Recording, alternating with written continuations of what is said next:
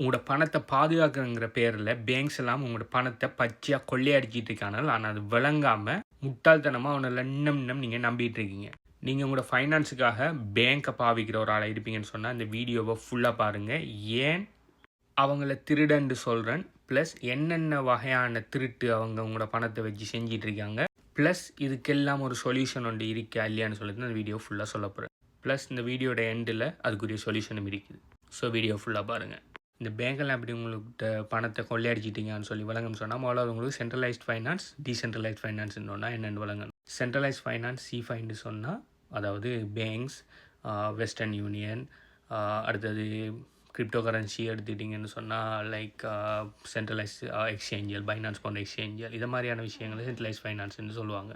Decentralise ஃபைனான்ஸ்ன்னு என்னென்னு சொன்னால் தனிப்பட்ட ஒரு நபர்டையோ தனிப்பட்ட ஒரு கம்பெனிடையோ ஒரு ஆர்கனைசேஷனோட கண்ட்ரோல் இல்லாமல் 100% ஸ்மார்ட் கான்ட்ராக்டுகளான கோடிங்ஸுகளை வச்சு மட்டும் ரன் ஆகிற ஃபைனான்ஸியலை தான் டீசென்ட்ரலைஸ் ஃபைனான்ஸ்ன்னு சொல்கிறேன். ஸோ இதில் பார்த்தீங்கன்னு சொன்னால் லெண்டிங் அண்ட் borrowing, ட்ரேடிங் சொல்லி நிறைய விஷயத்தை யார் தேர்ட் பார்ட்டியோட விஷயமும் இல்லாமல் ஆட்டோமேட் பண்ணலாம். அது என்னென்னு சொல்லி வீடியோவில் அடுத்ததாக சொல்கிறேன். இப்போ வாங்க முதலாவது இவங்க சென்ட்ரலைஸ் ஃபைனான்ஸில் என்னென்ன மாதிரியான களவுகள் செஞ்சுட்டு இருக்காங்கன்னு சொல்லி இந்த ஃபோட்டோவை பார்த்து அவங்களுக்கு வழங்கும். ஒரு நபர் இது நார்மலாக இது ஒரு பணத்தை சென்ட் பண்ணுறதுக்குரிய ஒரு விஷயம்னு சொல்லியிருக்காங்க. ஒரு நபர் இன்னொரு நபருக்கு பணத்தை அனுப்பணும்னு சொன்னால் அவர் மூலம் என்ன செய்யணும், அவரோட பேங்க்குக்கு போய் அந்த பணத்தை ரிக்வெஸ்ட் பண்ணி அனுப்பணும். ஆன்லைன்லன்னு சொன்னால் அந்த பேங்க்கிட்ட ஆன்லைன் இதுக்கு போய் அனுப்பணும். அவங்களோட பேங்க் மற்றவர பேங்க்கோட கம்யூனிகேட் பண்ணும். அந்த கம்யூனிகேட் பண்ணுறதுக்கு இடையில் இந்த பேங்க்கோட எம்ப்ளாயிஸ் எல்லாம் இருந்து எல்லாம் செஞ்சு அவருக்கு பணத்தை அனுப்புவாங்க. இதில் பார்த்தீங்கன்னு சொன்னால் இந்த மிடில் இருக்கிற இந்த தேர்ட் பார்ட்டிஸ் ஓகே இவர் அனுப்புகிற பணத்தை இவர்கிட்ட கொண்டு சேர்க்குறதுக்கு ஒரு ஃபீஸ் ஒன்று எடுப்பாங்க. இது பெர்சன்டேஜ்லையும் எடுக்கலாம், இல்லாட்டி ஃப்ளட் ஃபீஸாகவும் எடுக்கலாம். நீங்கள் இது உங்களோட நாட்டுக்குள்ளே இருக்கிற சேம் பேங்குக்கு பணம் அனுப்புக்குள்ள ஒரு மாதிரியான ஃபீஸ், உங்கள் நாட்டுக்குள்ளே இருக்கிற வேறு ஒரு பேங்க் அனுப்பக்குள்ளே அதை விட கொஞ்சம் கூடுதலான ஃபீஸ், நீங்கள் வெளிநாட்டுக்கு பணம் அனுப்பக்குள்ளே அதை விட பாரிய அளவு கூடுதலான ஃபீஸ்ன்னு சொல்லி நீங்கள் உங்களோட இதை ட்ரான்சாக்ஷனை பொறுத்து ஃபீஸ் எடுப்பாங்க. யார பணத்துக்கு ஃபீஸ் எடுக்காங்க, உங்களோட சொந்த பணத்துக்கு ஃபீஸ் எடுக்காங்க. என்ன பேரில், சர்வீஸுங்கிற பேரில். இப்போ நீங்கள் ஒரு உதாரணத்துக்கு ஒரு கோடி ரூபா பணத்தை நீங்கள் வெளிநாட்டுக்கு அனுப்ப இயலுமான்னு கேட்டால் எனக்கு என்ன தெரியல, வெளிநாட்டுக்கு டிரெக்டாக அனுப்பலாமான்னு சொல்லி 1000 கொஷன் வரும். உங்களோட பணத்தை ஃப்ரீஸ் பண்ணுவாங்க. அப்படி தவறி அனுப்பப்பட்டுட்டுன்னு சொன்னால் ஓகே அவங்களோட வெரிஃபிகேஷன்லாம் வெரிஃபை பண்ணி எல்லாத்தையும் செஞ்சு நீங்கள் அனுப்பிட்டீங்கன்னு சொன்னாலும் அதுக்குரிய ஃபீஸ் பார்த்தீங்கன்னு சொன்னால் தௌசண்ட்ஸில் நீங்கள் பே பண்ண வேண்டியிருக்கும். அதே சமயம் நீங்கள் டீசென்ட்ரலைஸ் ஃபைனான்ஸோடாக அதே பணத்தை நீங்கள் ஒரு ஆள்கிட்ட ஒரு ஆள்கிட்ட அனுப்பக்குள்ளே இடையில் இருக்கிறது ப்ளாக் செயின் மட்டும்தான். இந்த ப்ளாக் செயின் ட்ரான்சாக்ஷன் ஒரு நபர் பணத்தை இனிஷியேட் பண்ணின உடனே அவரோட வாலெட்டில் அந்த பணம் இருக்கான்னு சொல்லி எல்லா ப்ளாக்ஸ்லையும் வெரிஃபை பண்ணும். ப்ளாக் ரெக்கார்டில் எல்லாம் வெரிஃபை ஆகினோடனே எந்த வாலெட்டுக்கு அனுப்ப போகிறோம் அந்த வாலெட் சரியான்னு சொல்லி வெரிஃபை பண்ணும். வெரிஃபை ஆகினதுக்கு பிறகு உடனே பணத்தை அங்கேருந்து அங்கே அனுப்பி இங்கே பார்த்தீங்கன்னு சொன்னால் போகிற ஃபீஸ் பார்த்தீங்கன்னு சொன்னால் இங்கே அனுப்புறதுக்கு அவங்க எடுக்கிற ஃபீஸை விட கிட்டத்தட்ட 100 மடங்கோட கூடுதலாக சின்னதாக இருக்கும். அதாவது இவர் ஒரு கோடி இங்கேருந்து இங்கே அனுப்புறதுக்கு மேபி அவர் எந்த நெட்வொர்க்கை பாவிக்கிறத பொறுத்து இருக்குது. ஈவன் $1 கூட செலவழிக்க மாட்டேங்க. ஓகே யோசிச்சு பாருங்கள், ஒரு கோடி அனுப்புறதுக்கு $1 ஸ்ரீலங்கன் பெறுமதியில் 300 ரூபா.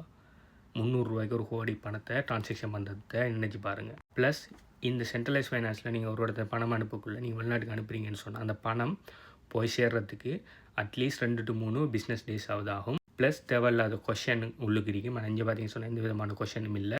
அடுத்தது நீங்கள் டீசென்ட்ரலைஸ் ஃபைனான்ஸில் பணத்தை அனுப்பக்குள்ளே அனுப்பி ஒரு மேக்ஸிமம் 10 நிமிஷம், அப்படி இல்லைன்னு சொன்னால் சில நெட்வொர்க்கில் அனுப்பி அடுத்த ஒரு 2-3 செகண்டுக்குள்ளே அங்கே போய் சேர்ந்துடும். ஓகே லைட்னிங் நெட்வொர்க்லாம் யூஸ் பண்ணிங்கன்னு சொன்னால்.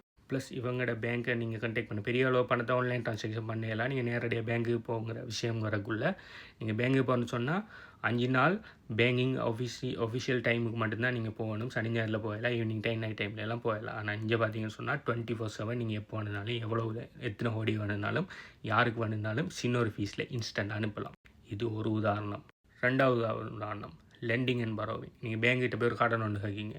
அந்த கடனை தரத்துக்கு ஒரு கொலாட்ரல் எல்லாம் வாங்கி எடுத்துகிட்டு உங்களுக்கு கடனை தருவாங்க. ஓகே அந்த கடனுக்காக அவங்க தார பணம் யாருன்னு பார்த்தீங்கன்னு சொன்னால் இன்னொருத்தன் அவங்கள்ட்ட சேவிங்ஸுக்குன்னு சொல்லி கொடுத்து வச்ச பணத்தை தான் உங்கள்கிட்ட தருவாங்க. ஸோ அப்படி சேவிங்ஸுக்கு கொடுத்து வைக்கிறவனுக்கு இன்ட்ரெஸ்ட் பார்த்தீங்கன்னு சொன்னால் உங்களுக்கு ஒரு சின்ன ஒரு பெர்சன்டேஜ், 1% கூட இன்ட்ரெஸ்ட் கொடுக்க மாட்டாங்க. ஓகே ஆனால் உங்கள்கிட்ட அந்த பணத்தை அவன்கிட்ட இருந்து இன்ட்ரெஸ்ட்டு கொடுக்குறதுன்னு சொல்லி அவன்கிட்ட இருந்து பெரிய அளவில் பல்க் அமௌண்ட்டை வாங்கி அதை அவங்க லெண்ட் அவுட் பண்ணுவாங்க இன்னொரு ஆள்கிட்ட. எத்தனை வீதத்துக்குன்னு சொன்னால் அவங்களுக்கு அந்த ஆளுக்கு இன்ட்ரெஸ்ட் கொடுக்குறத விட 10 மடங்கு 20 மடங்கு 30 மடங்கு வீதத்தில் இன்ட்ரெஸ்ட் போட்டு இன்னொரு ஆளுக்கு கடனாக கொடுத்து இன்ட்ரெஸ்ட் ரன் பண்ணிகிட்டு இருப்பாங்க. ஸோ இவங்க ஏர்ன் பண்ணுற இன்ட்ரெஸ்ட்டை ஒரு 1% கூட, அதாவது லெண்டிங் பண்ணி ஏர்ன் பண்ணுற இன்ட்ரெஸ்ட்டை 1% கூட அந்த பணத்தோட உரிமையாளருக்கு போகாது. அது எல்லாரும் யாரை வச்சுப்பாங்கன்னு சொன்னால் அந்த தேர்ட் பார்ட்டி கம்பெனிஸ் தான் வச்சுருப்பாங்க. ஆனால் டீசென்ட்ரலைஸ் ஃபைனான்ஸில் பார்த்தீங்கன்னு சொன்னால் லெண்டிங் அண்ட் பரோயிங் இருக்குது. இதுக்கு பார்த்தீங்கன்னு சொன்னால் இவங்கள மாதிரி மிடில் மேன் இல்லை. ஓகே, ஸோ என்ன நடக்கும்னு சொன்னால் லிக்விடிட்டி ப்ரொவைடர்ஸ்ன்னு இருப்பாங்க. உங்கள்கிட்ட கிரிப்டோ கரன்சி இருக்குன்னு சொன்னால் உங்களோட கிரிப்டோ கரன்சியை ஸ்மார்ட் கான்ட்ராக்ட்ஸ் இருக்குது. ஸ்மார்ட் கான்ட்ராக்டில் நீங்கள் என்ன செய்யலாம், உங்களோட லிக்விடிட்டியை ப்ரொவைட் பண்ணி வைக்கலாம். அதாவது உங்களோட கிரிப்டோ கரன்சியை ப்ரொவைட் பண்ணி வைக்கலாம். யாருக்கு நான் தேவை இருக்கிறார்கள் அந்த கிரிப்டோ கரன்சியை அதாவது பரோ பண்ணிட்டு போவாங்க. போனதுக்கு பிறகு அவங்க என்ன செய்வாங்க, பரோ பண்ணின பணத்தை கொண்டு வந்து கொடுத்துட்டு அதுக்குரிய இன்ட்ரெஸ்ட்டையும் கொடுத்துட்டு போவாங்க. உங்களோட பணத்தோட இன்ட்ரெஸ்ட் எவ்வளோ ஏர்ன் பண்ணிக்கோ அது அப்படியே கிட்டத்தட்ட 90-95% உங்களுக்கே வந்து சேரும். ஒரு 5% சம்திங் அந்த ஸ்மார்ட் கான்ட்ராக்டுக்கு போகும்.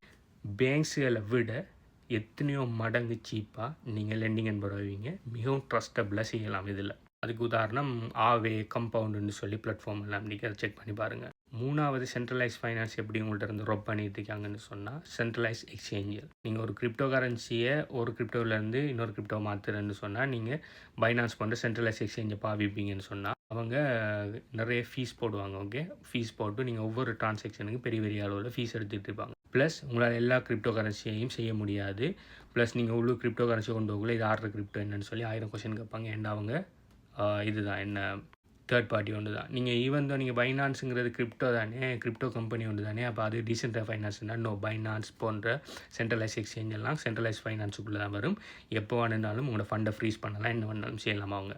இதை நம்ம ஃபியட் கரன்சியில் உதாரணம் பார்க்க போனால் ஃபியட் கரன்சியில் இருக்கிற பண எக்ஸ்சேஞ்சல், மணி எக்ஸ்சேஞ்சல் இருக்குது. மணி எக்ஸ்சேஞ்சல் இப்போ நீங்கள் ஒரு எல்கேஆர் கரன்சியை கனடியன் டாலரை மாற்றணும்னு சொன்னால் நீங்கள் ஒரு எக்ஸ்சேஞ்சுக்கு போய் கொடுத்தீங்கன்னு சொன்னால் அவங்க மாற்றி அவங்களுக்குன்னு சொல்லி ஒரு ஃபீஸ் ஒன்று எடுத்துக்கிட்டு, அதாவது உண்மையான ரேட்டில் இல்லாமல் அதுக்குன்னு சொல்லி அவங்களுக்குன்னு சொல்லி வித்தியாசமான ஒரு ரேட்டில் இடையிலேருந்து கொள்ளையடிச்சு போட்டு தான் அவங்களுக்கு உங்களோட பணத்தை தருவாங்க. $100 பெறுமதி ஆக்கி எல்கேஆர் கொடுக்கக்குள்ளே இப்போ உங்களுக்கு எல்கேஆர் கூகுள் ரேட்டில் உங்களுக்கு கிடைக்க மாட்டேங்குது. அதை விட குறைஞ்ச அளவில் தான் உங்களுக்கு கிடைக்கும். இப்போ எல்கேஆர் $100க்கு 30,000 உதாரணத்துக்கு சொன்னால் நீங்கள் 30,000 கொடுப்பீங்கன்னு சொன்னால் உங்களுக்கு $100 கிடைக்காது. அங்கே ஒரு $95-$90 மட்டும்தான் கிடைக்கும். ஏன்னா இடையில் இருக்கிற $5-10 இவங்க சாப்பிட்ருவாங்க.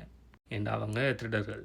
ஆனால் இதே விஷயம் டீசென்ட்ரலைஸ் ஃபைனான்ஸில் டெக்ஸ்ன்னு சொல்லுவாங்க, டீசென்ட்ரலைஸ் எக்ஸ்சேஞ்சுன்னு வரும். அதில் பார்த்தீங்கன்னு சொன்னால் ஆல்ரெடி லெண்டிங் அண்ட் பரோவிங்க்கு இருக்கிற மாதிரி டெக்ஸுக்கும் பார்த்தீங்கன்னு சொன்னால் லிக்விடிட்டி ப்ரொவைடர்ஸ் இருப்பாங்க. அவங்க நிறைய கிரிப்டோ கரன்சி, அவங்கள்ட்ட இருக்கிற கிரிப்டோ கரன்சி அவங்க லிக்விடிட்டி ப்ரொவைட் பண்ணி வச்சுப்பாங்க.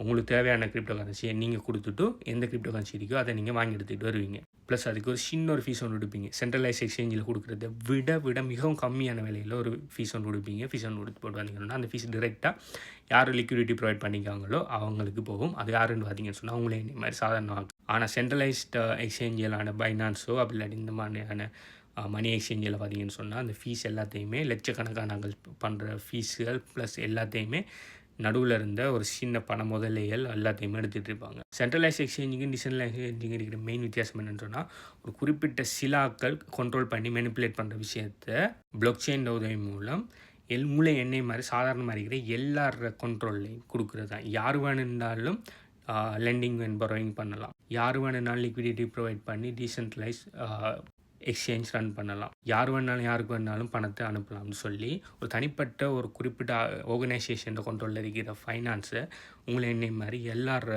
ஓன் விஷயத்துக்கு எடுக்கிறது தான் இந்த டீசென்ட்ரலைஸ் ஃபைனான்ஸுங்கிற முக்கியமான விஷயம். ஸோ உங்களுக்கு இப்போ விளங்கிடிக்கும் சென்ட்ரலைஸ் எக்ஸ்சேஞ்சுகள், சென்ட்ரலைஸ் ஃபைனான்ஸுகள் எந்த அளவுக்கு உங்களை கொள்ளையடிச்சிட்டு இருக்காங்கன்னு சொல்லி. இதுக்கு மேலே நீங்கள் இந்த கொள்ளைக்காரங்களுக்கு கொள்ளை கொடுத்துட்டு இருக்காமல் இதுக்கு பிறகு டீசென்ட்ரலைஸ் ஃபைனான்ஸியலில் பாவிக்க பாருங்கள். ஸோ இந்த லெண்டிங் அண்ட் பரோயிங்குக்கு, டீசென்ட்ரலைஸ் எக்ஸ்சேஞ்சுகளுக்கு, கிரிப்டோ டிரான்சாக்ஷன்களுக்கு எந்தெந்த மாதிரியான டீசென்ட்ரலைஸ் எக்ஸ்சேஞ்சுகள் பாவிக்கணும், எதாவது நல்லமில்லைன்னு சொல்லி இந்த மாதிரி விஷயம் எல்லாத்தையுமே HPU கிரிப்டோ கரன்சி கோச்சிங் ப்ரோக்ராமில் டீச் பண்ணிங்க. சம்மந்தமான டீட்டெயில்ஸ் வேணும்னு சொன்னால் இந்த வீடியோ நீங்கள் பார்க்குற டைமுக்கு இந்த வீடியோக்கு எத்தனை லைக் இருக்குன்னு சொல்லி கீழே கமெண்ட் பண்ணுங்கள். சம்மந்தமான டீட்டெயில்ஸ் உங்களுக்கு தரேன். ப்ளஸ் பிட்காயின் ஹாவர் சிஸ்டத்தில் எல்லாத்தையுமே, அதாவது எப்படி இந்த கிரிப்டோ கரன்சிக்குள்ளே எப்படி உங்களோட ஃபர்ஸ்ட் பிட்காயினை வாங்குற, எப்படி அதை சேஃபாக ப்ரொடெக்ட் பண்ணுற, எப்படி அதை மல்டிப்ளை பண்ணுற எல்லா விஷயமும் 100% ஃப்ரீயாக டீச் பண்ணிக்க. அந்த பிட்காயின் ஹாவர் சிஸ்டத்தில் டீட்டெயில்ஸ் பண்ணணும்னு சொன்னாலும் இந்த வீடியோக்கு எத்தனை லைக் நீங்கள் பார்க்கக்குள்ள இருக்கோ அந்த லைக் கவுண்ட்டை கீழே கமெண்ட் பண்ணுங்கள். அதுக்குரிய டீட்டெயில்ஸ் எல்லாத்தையுமே நான் சொல்கிறேன். பை.